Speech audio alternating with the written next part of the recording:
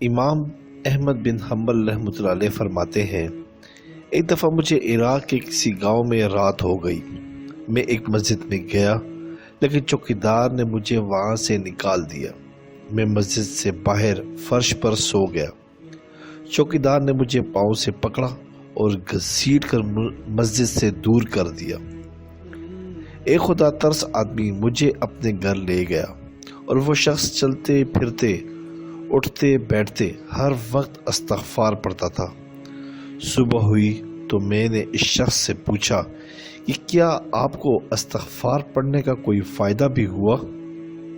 اس نے جواب دیا، جی ہاں، میری ہر دعا قبول ہو گئی، سوائے اس کے کہ میری ملاقات امام احمد بن حنبل رحمۃ اللہ علیہ سے ہو جائے۔ میں نے کہا، میں ہی احمد بن حنبل ہوں، اور تم دیکھو کہ مجھے کیسے گھسیٹ کر تمہارے پاس لایا گیا ہے۔ سبحان اللہ، کتنی پیاری فضیلت ہے استغفار کے بارے میں کہ استغفار کو انسان اگر اپنی زندگی کا معمول بنا دے تو جو رزق کی تنگی ہے وہ اللہ پاک کشادہ کر دیتے ہیں، بلکہ فرماتے ہیں کہ بارش کے قطروں کی طرح جو ہے نا وہ رزق ملتا ہے۔